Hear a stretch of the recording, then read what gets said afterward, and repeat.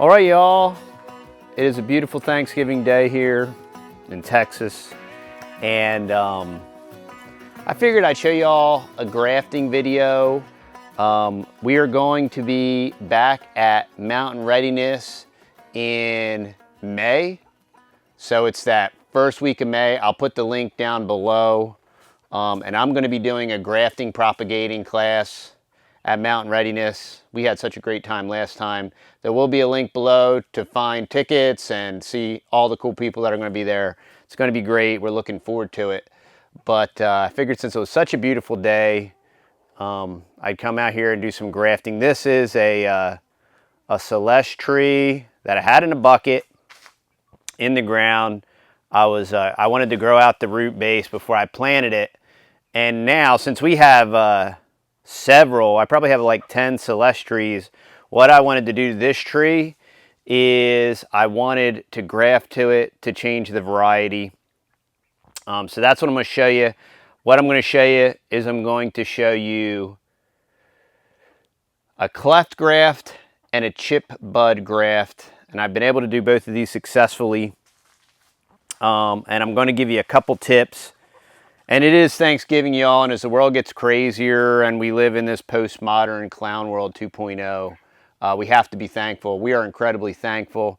We were just kind of counting our blessings this morning, and it's just great being here in the great state of Texas and having a beautiful day and enjoying what God has given us, and we are eternally grateful for that. And it's always good to keep that the forefront of your mind when everybody's trying to take up your headspace with, you know, craziness and World War III and inflation and everything else.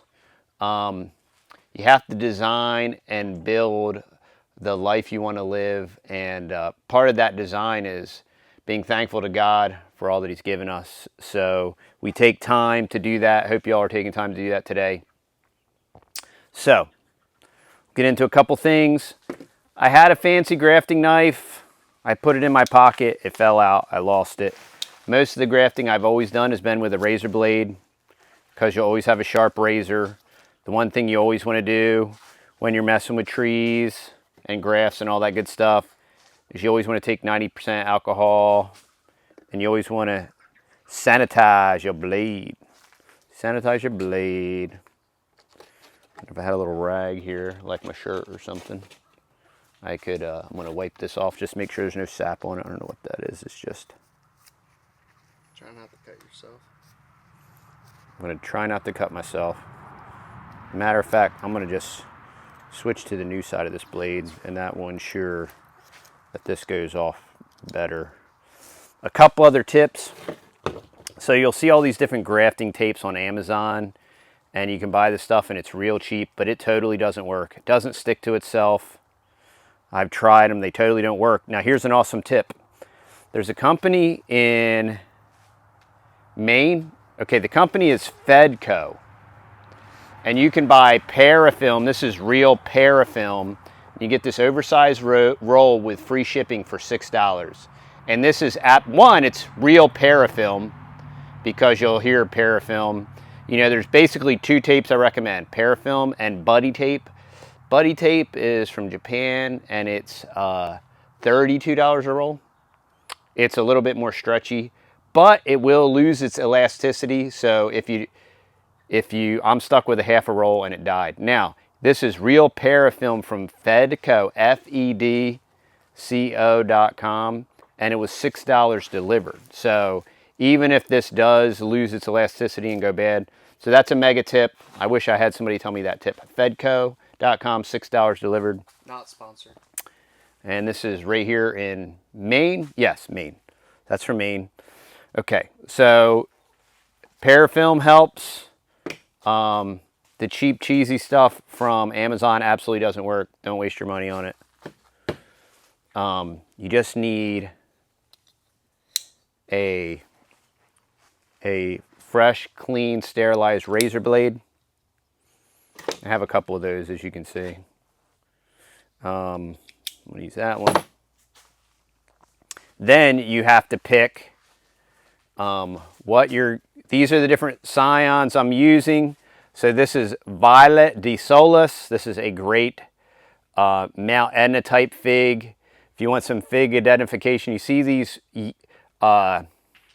red hues here. Now that's frostbit, so that's not a red hue. That'll probably actually pop right off. But when you see this means usually that it's a Mount Etna type fig, which means that one, it is self-fertile. Two, it also means that this is a berry fig. So this should be purple, red, or dark purple, and it should have a berry flavor and a red center. That's a Mount Etna type fig.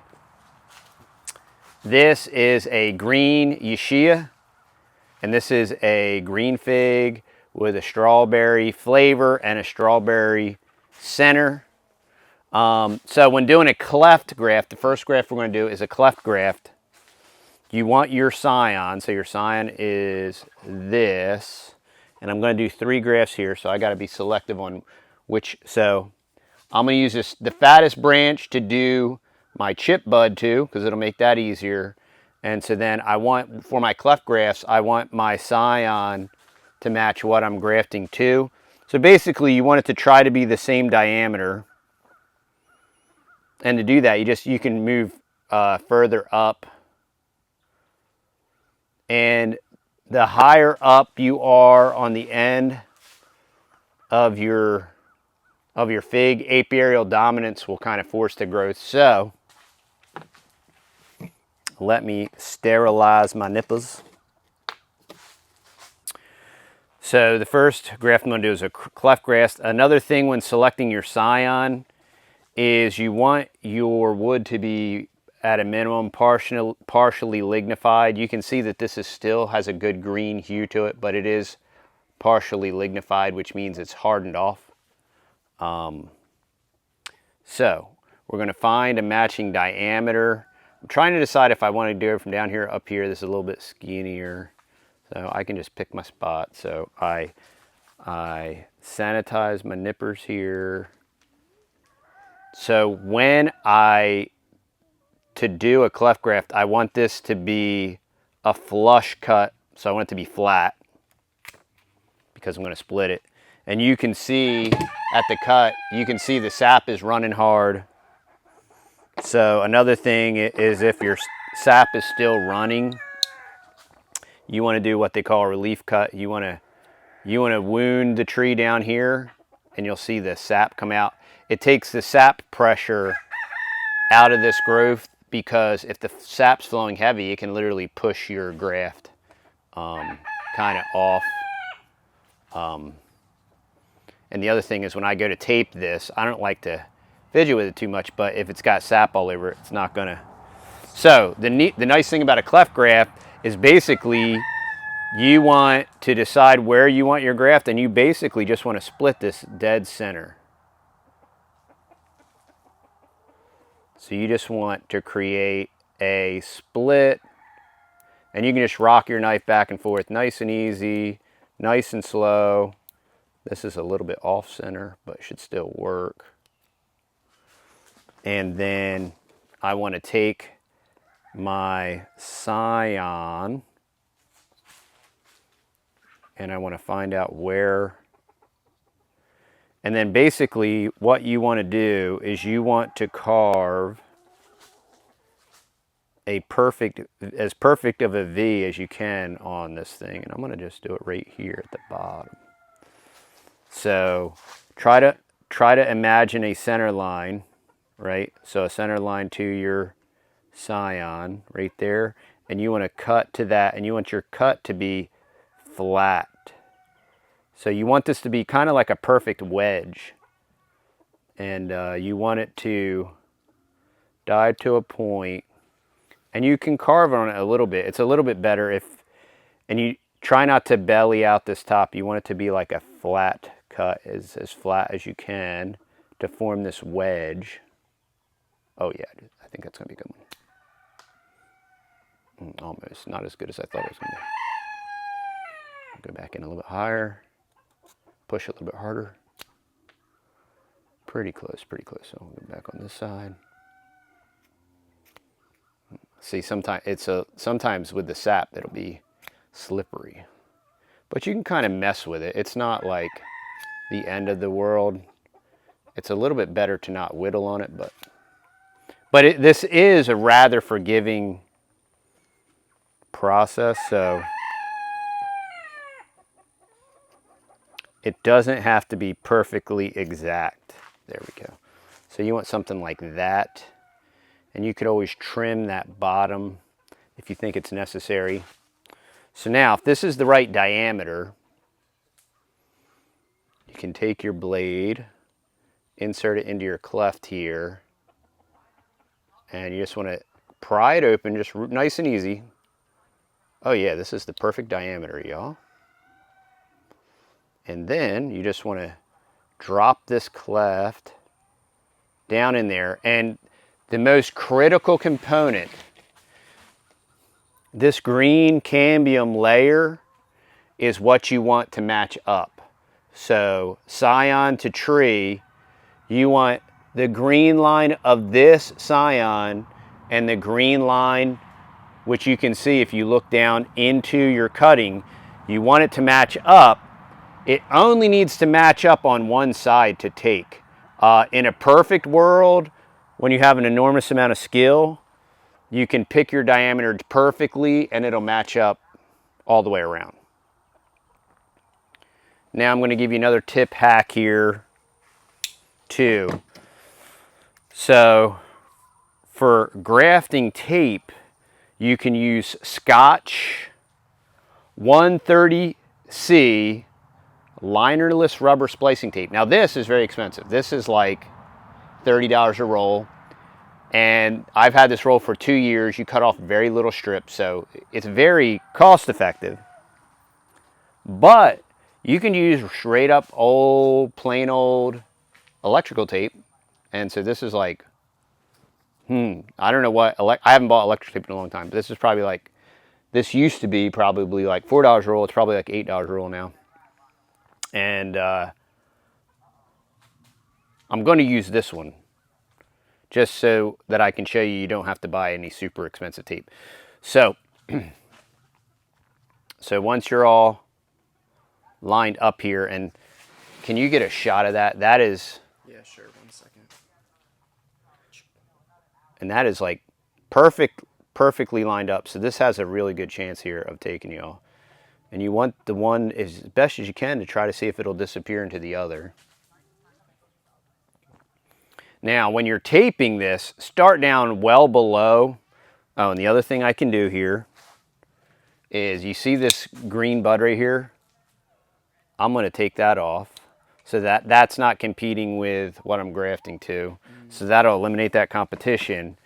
And I'm going to start taping this below any of this activity. So I'm going to start down here, and what that's going to do is it's going to give me real good adhesion, so that way when I get up into my graft, I don't have to be hossing on it really hard, because if I'm pulling too hard on my graft, it's going to make it misalign.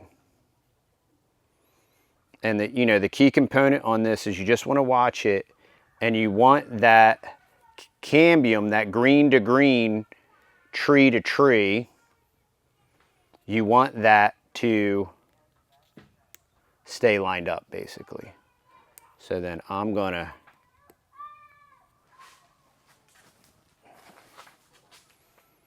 and you want, the less pressure you put on that after it's wrapped, is the more it's ensured to stay aligned. Secondarily, to keep it hydrated. Now you want to use the parafilm. If you want another cheap hack, press and seal. Press and seal is almost like parafilm in gigantic sheets, and you can get press and seal anywhere, and it's relatively inexpensive. And honestly, if I could just press and seal this whole thing, it's actually easier to use. And I was almost going to, we have press and seal, but I was excited about this $6 parafilm. And then as you stretch the parafilm will stretch a lot. So the nice thing about the parafilm being very stretchy is it covers a lot of your cutting, and the thinner it is, it's going to allow the buds, as they start to grow, it's going to allow them to punch through the parafilm. And all this is doing is keeping the moisture, inside the cutting until the graft can take. And it's kind of forgiving, so it doesn't have to be all perfect and hermetically sealed, and it will stick back to itself.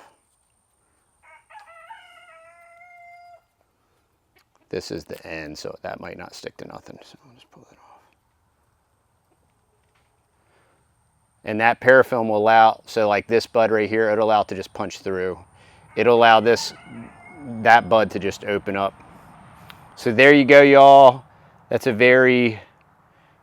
cleft graft. I have a lot of success with a cleft graft. There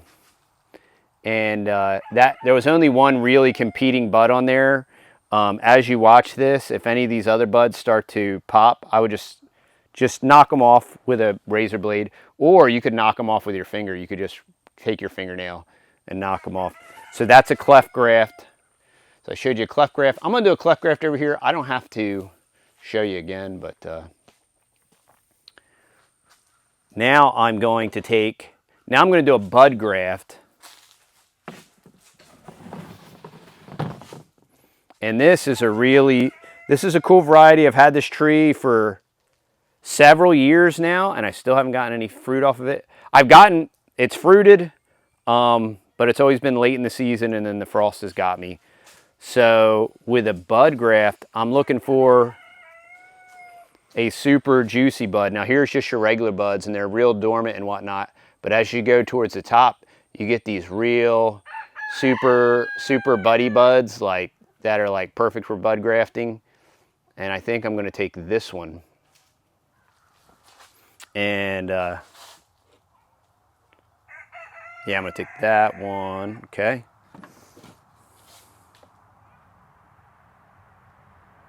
Let's unpack my blade. Right. And if I'm going to need... The cool thing about a chip bud graft is I can do it lower on the tree here. It gives me more to work with. And I just need my notch to match what I cut off the tree here. So I got to decide which one's going to be easier. I think this one's going to be easier to cut off. It will be. So with a chip bud, you want to take this bud off, and you want to take enough of the tree with it so that you start well under the bud, and you cut on an angle. And if you want to use knife safety, you can cut away from yourself and pick the side where you're parallel with the bud and it's in the center, and then you want to cut down on an angle. And you can always just rock the knife because it gives you more control, and it's just super easy, no pressure. Rock the knife. You can see the sap is rolling. And then you want to so you just want to think that you're cutting this off here, nice and flush. So I'm going to start up here. I'm going to apply pressure, and the whole time my goal is to get behind, completely behind this bud.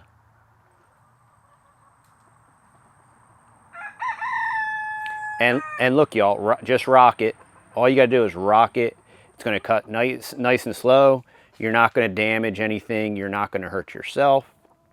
Just take your time. It gives you the flexibility. You can do it a little bit more on an angle so that you're not like driving into your scion bud here. And it should in a second here. Pop off. No, you just gotta make sure it doesn't fall. In a second. Okay, so now I'm under, I'm where I want to be. I want to get back in here and just make sure it's still holding on somewhere, so just want to make sure. Like I said, it's very forgiving. You just don't want it to fall on the ground is all. There you go. You don't want to touch the back of it either, preferably. So there you go. You got your bud. You can see that I'm totally behind the bud. Now I want to pick my spot on here. And I want to match. I want the notch I cut out of here to match my chip bud. So I'm going to chip it, tape it, and then I'm going to top this off. So I'll do all that first. I'd rather it be somewhere here where I can get to it. So I'm going to start the exact same way. I'm going to create that bottom notch, that down cut. And what's neat about that little bottom notch is that's what's going to hold, and you know, keep your chip bud up here so that you know that it's going to kind of match. You know, and then that bottom notch is what's going to hold your, that's what's going to hold your chip bud in place. And then this is probably the hardest part, is you want this part to match. You want to do relief cuts too? I'll eventually do a relief cut. So you want this part to match, and you can always take off a little bit more, you just can't take off less. So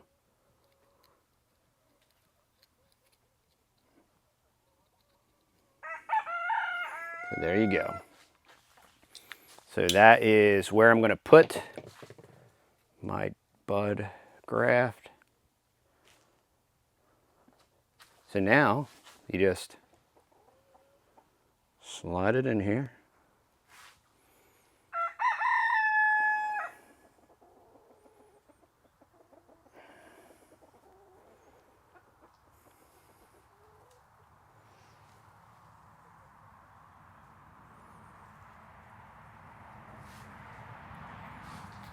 I think I'm going to make it a little bit bigger. Is this my knife? Yeah. Oh, really? Okay.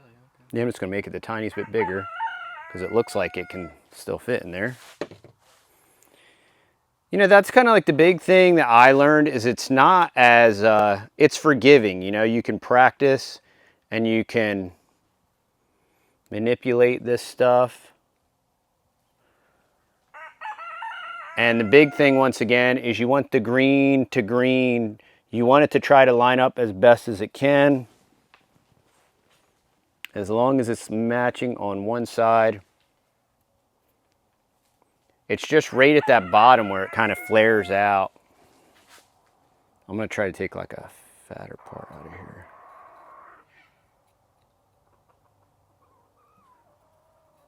There we go.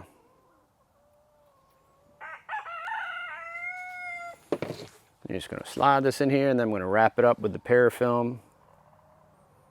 Yeah, there we go. So now it's lining up pretty much perfectly on each side. It's almost perfect at the top.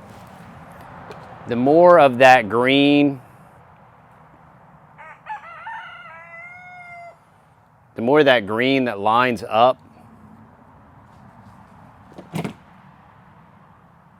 I might have just cut just a little too much off of it. It should still, if I wrap it right, it should still take, but I might have just goofed myself a little bit.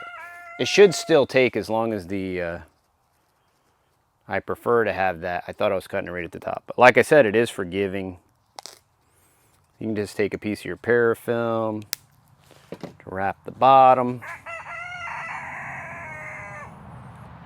And so I'm that's what you didn't want it to do. So I'm pulling against the tree and then stretching out my parafilm. These retarded roosters, man, they never shut up. Grief.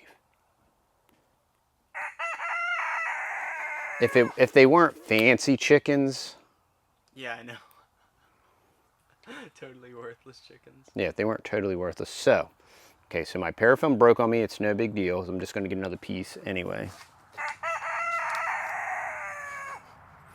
That's what's nicer about the buddy tape, is it's more stretchy and it won't break as easy. But it's not that really that big a deal. The main thing is when you go over the bud, you only want one thin layer of parafilm over the bud, because you want that bud to be able to break.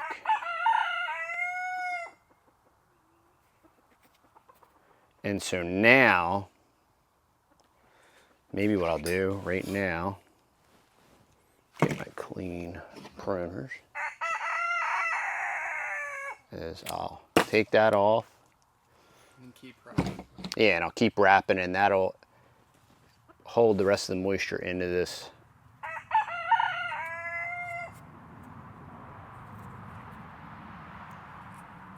The big thing is while you're doing this, don't touch your bud, Yeah. right? And you want that to be good. It looks nice and secure. Now, do you do relief cuts or no? You can do relief cuts. It won't hurt. It's funny because when I cut that top off, it wasn't flowing as heavy, but yeah, it doesn't. It's always good to. So then the other thing I usually do is I'll mark this. So this one is VDS, Violet D Solus. This one is, I-285. Yeah, so this is I-285. This is a cool Italian variety. I-285. I'm going to put a green Ish on there. So y'all, the Food Forest in a box is available. It's flying off the shelves. Thanks for all the support. You can cleft and bud graft your Food Forest in a box cuttings as well. They're just like any other regular scion wood. They are all self-fertile. And we are going to be at Mountain Readiness once again. I'll put the links down below. That's the first, it's like May 4th, 5th, and 6th, something like that. So we're going to be there Friday and Saturday. And hope to see y'all there. Hope y'all have a great Thanksgiving. Hope y'all are thankful to the God of the Bible for everything He's blessed you with. We certainly are. We can't be thankful enough. And it's an absolutely beautiful, blessed day to be here in Texas. It's about 85 degrees in the greenhouse. It's about 60 degrees outside. It's absolutely perfect. The only thing that's not perfect are silky chickens, especially silky roosters, y'all. I am thankful for them, but I wish they were quiet. Until next time, y'all.